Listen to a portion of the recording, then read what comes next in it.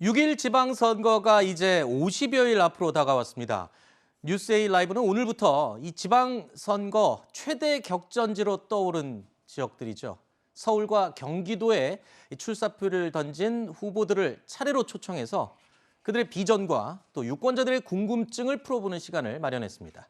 오늘 그 첫 번째 순서 국민의힘 경기지사 경선 후보죠.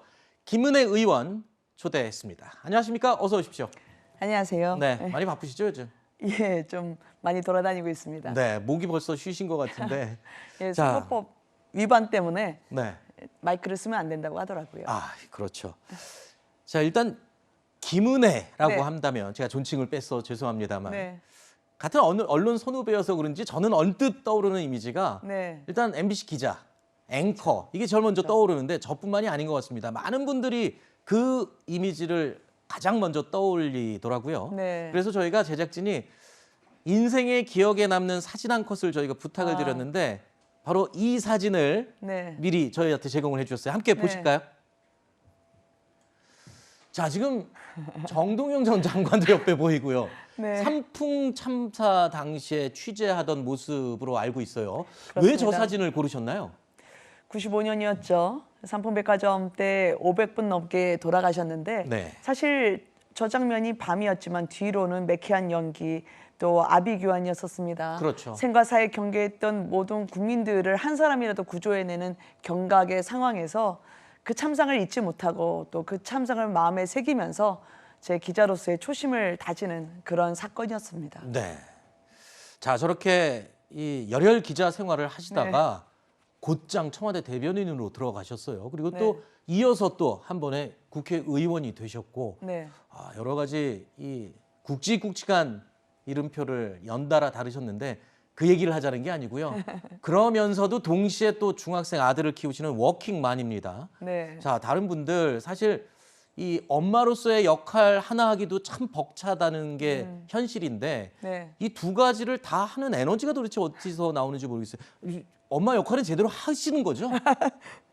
세상에서 가장 힘든 직업은 엄마입니다. 제가 볼 그렇죠. 때. 예. 네. 엄마로서 한 아이의 인생을 함께 책임지고 그리고 자랄 수 있도록 성장할 수 있도록 키워낸다는 건 보통 일이 아니더라고요. 그렇죠.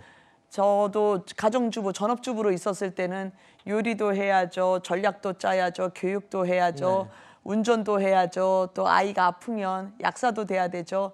사실은 한 11개, 13개 일을 하는 게 전업주부이기 때문에 저는 어머니가 되는 게 세상에서 가장 힘든 일이다. 아하. 그리고 제가 직장을 다니면서는 사실 한 아이를 키우는 건 온 마을 공동체가 필요하다는 말이 있잖아요. 네. 그래서 저도 저희 어머니 세대 그리고 저희 언니 그리고 제 위에 할머니 다른 분까지 정말 많은 분들이 한 아이 때문에 고생해 주셔서 아하. 이 순간에도 직장을 다니고 또는 전업주부로서 아이를 키우는 모든 어머니들께 힘내시라고 네. 응원의 메시지 보내고 싶습니다. 네. 그 많은 역할을 하시면서 네. 그래도 조금은 또 주변 가족들의 도움이 많이 있으셨겠군요. 아, 그럼요. 가족 없이는 그 어떤 것도 할 수가 없죠. 알겠습니다. 자, 가벼운 질문은 네. 여기까지만 드리도록 그래요? 하고요. 주어진 시간이 길지 않기 때문에 네. 이제부터 본격적으로 저희가 후보의 이 비전을 살펴보는 순서를 갖도록 하겠습니다. 앞으로 나오실 모든 출연자들에게 저희가 공통으로 질문을 준비했는데 신문 10답입니다. 아, 네. OX판을 저희가 앞에 드렸는데요. 예 아니면 아니요 이렇게 네. OX로 답해 주시고 30초 제한 시간 내에 그 이유를 짧게 신속하게 답해 주시면 알겠습니다. 감사하겠습니다. 자, 그럼 저희가 첫 번째 질문 드리도록 하겠습니다. 지난 21대 총선 때 민주당 후보에게 1,100표 차로 신승을 했습니다. 네. 자, 어떻게 보면 아슬아슬하게 이긴 셈인데 네. 이렇게 어렵게 얻은 의원 배지를 내려놓고 도지사에 도전을 한다. 솔직히 내키지 않았다. 동그라미. 아니다. 그래도 난 하고 싶었다. X. 내키지 않았습니까? 일단 대선 때 너무 많이 뛰어가지고요. 네. 정치인 김은혜, 인간 김은혜를 갈아 넣어서 아하. 쉬고 싶은 마음이 더 컸습니다. 그런데 이제 이번 경기도지사 선거가 정권 교체도 마무리되지 않은 상태에서 누군가 특정인을 위한 방탄 선거가 돼가고 있어서요.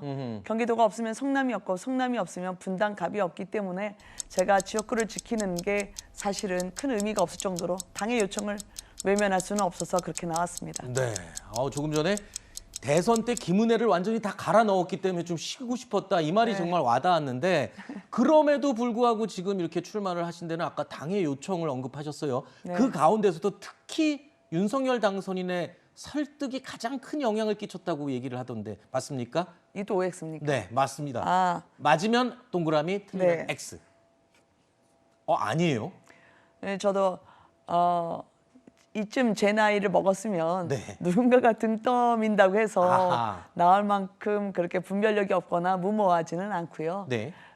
지역 주민분들과의 만남이 제일 소중했습니다. 그렇지만 지역 주민분들이 오히려 지금 경기도지사 그리고 성남시장까지 저희가 뺏기고 나면 더 이상의 정권 교체를 했다는 게 의미가 없다라고 오히려 힘을 실어주셔서요. 네. 제가 의원으로서 했던 만큼만 그 작은 성공을 모아서 큰 성공으로 경기도지사에서 한번 내보여봐라 격려해 주셨어요. 질문을 아주 현명하게 잘 피해 가셨습니다. 아닙니다.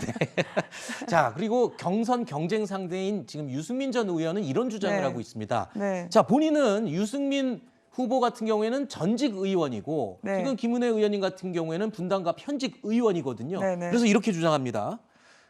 분당갑 현직 의원인 김은혜 의원이 최종 후보가 된다면 결국 국회의원 의석수가 국민의 입장에서 보면 마이너스 1이 되는 게 아니냐. 네. 이렇게 주장을 하고 있어요. 그러면서 오히려 손해다. 그러니까 유승민이 돼야 된다. 이런 지금 논리를 피고 있는 건데 네. 어떻습니까? 그래도 나 김은혜가 후보가 되는 게 낫다. 동그라미 X 아니면 X. 너무 당연한 질문을 드렸죠? 예, 얘기를 해주십시오. 입장. 선거가 지금 경기도에게 주어준 메시지가 있다고 생각합니다. 경기도는 변해야 되고요. 네. 그래서 경기도의 자긍심을 되찾아야 될 후보가 필요하다고 생각합니다. 그거는 이번 선거가 과거로 가선 안 되고 미래로 가야 된다는 거죠.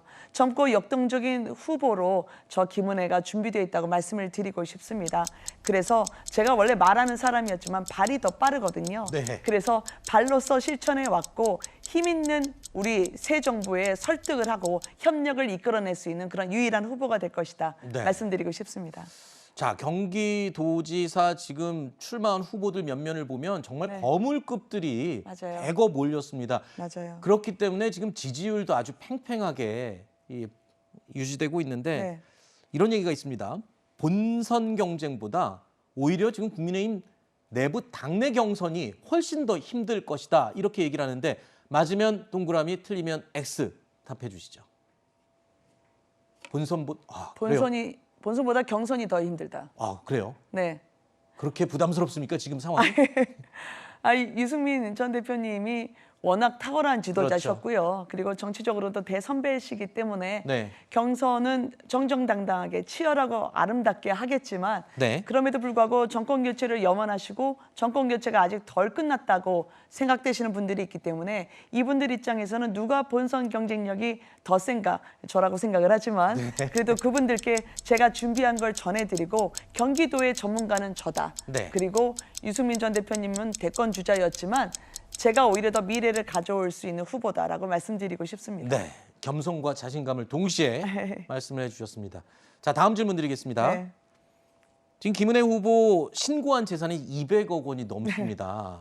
자, 이 부분 때문에 네. 과연 서민들의 삶을 피부에 느낄 수 있을지 궁금한 사람들이 많거든요. 네. 자, 인생 사시면서 경제적으로 돈 때문에 마음고생 해본 적 있다. 동그라미, 없다. X. 솔직하게 답해 주십시오. 있다는 동그라미. 있습니까?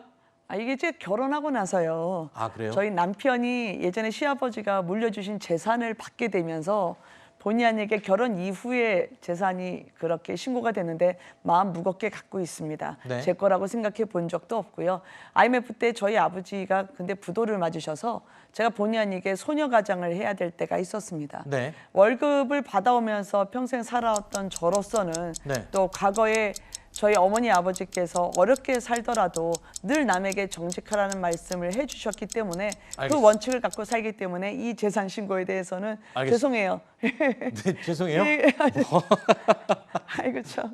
저희가 시간을 짧게 30초로 제한하니까 마음이 네. 급하셨나 봅니다. 마지막에 죄송해요로 마무리를 해주셨네요. 자, 다음 질문 드리겠습니다. 김은혜 하면 이번 대선을 겪으면서 대장동 저격수다라는 이 별명이 붙었습니다. 원희룡 의원도 아주 활약을 했었는데 두 맞습니다. 사람이 대표적이었습니다. 자, 그런데 본인 지역구라서 많은 비밀을 알게 될 거라고 저는 생각이 듭니다만 경기도지사가 되면 대장동 의혹 실체를 완벽하게 밝히겠다. 동그라미 아니면 X. 이게 흔들어도 됩니까? 네. 이렇게 그건 흔드는 건 어떤 의미입니까? 완벽하게 밝히겠다는 저의 의지는 분명합니다. 네. 왜냐하면 특별감사를 포함해서 제가 할 수 있는 행정조치는 다 취하려고 하니까요. 네. 그것이 대장동 주민분들 그리고 경기도민분들에게 부당이득을 환수해드릴 수 있는 가장 지름길이라 생각합니다. 네. 그런데 그러려면 전제 조건이 있습니다. 검찰이 제대로 수사를 해줘야 됩니다. 네. 검찰과 경찰처럼 수사권을 갖고 있는 곳에서 제대로 진실규명에 접근해주겠다는 의지가 함께 동반되어야 가능한 일입니다. 알겠습니다. 자, 그리고 다음 질문입니다. 네. 국가에 기생하는 시민단체 그 이권 카르텔을 바로잡는 철의 여인이 되겠다라고 하셨는데 자, 지금 굉장히 강한 말씀을 하신 거예요. 노조나 시민단체 반발 거셀 것 같은데 그래도 싸울 맷집이 있다. 동그라미 아니면 X. 저는 싸움이 전공이 아니라 진실규명이 전공이었었습니다.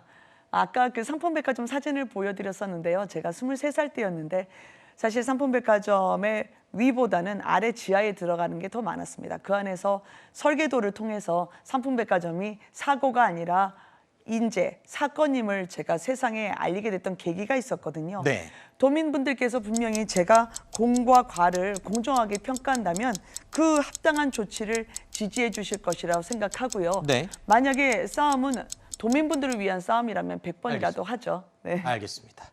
자, 이 전임자인 이재명 경기도 하면은 가장 네. 대표적인 게 기본소득이었습니다. 네. 그랬는데 이 포퓰리즘이라는 비판도 있긴 하지만 경기도민들 입장에서 보면 이 기본소득은 상당히 반가운 내용이기도 하거든요. 그렇다면 경기도지사가 된다면 이 경기도의 기본소득 정책 계승한다. 동그라미 아니면 X. 이것도 반반입니다. 아, 그래요? 네, 청년이나 또 어르신분들 그리고 농촌처럼 이같이 코로나로 어려울 때 더 힘들어지신 분들이 있습니다. 약한 분들은 이런 코로나 위기에 더 약하게 되시거든요. 그분들을 위해서는 저희가 도와드려야 됩니다. 그렇지만 이재명 전 지사가 했던 것처럼 두루 모든 분들에게 얇게 드리는 게 아니라 네. 필요한 분들에게 더 두텁게 해드리는 그런 굳이 이름으로 한다면요. 효용소득이라 할까요? 유효소득. 네. 그래서 충분히 자립하실 수 있도록 네. 제가 어떤 식으로든 찾아가서 그분들을 돕겠습니다. 효용소득, 유효소득을 미리 네네. 말씀을 해주셨네요. 자, 지금 사시는 곳이 성남 분당 갑에 집이 있으시죠? 네. 자, 전임자인 남경필 전 지사 본인 집에서 출퇴근을 하겠다면서 관사를 이 도민들에게 개방을 했습니다. 본인은 어떻게 하실지 도지사가 되면 관사를 사용한다. 동그라미 아니다. X. 저는 지금은 아닙니다. 아, 그래요? 네. 그러니까 아직 관사를 들어갈지 안 들어갈지 네. 제가 일단 도지사 되는 게 제일 급해가지고요.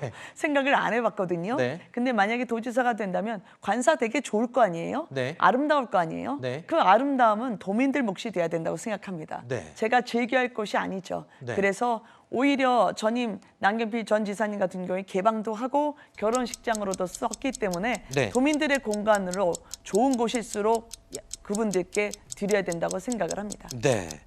지금 정치인 김은혜의 체급에 대해서 여쭙겠습니다. 네. 71년생, 이제 50대 초반. 정치인으로서 상당히 젊게 볼 수 있는 그런 나이입니다.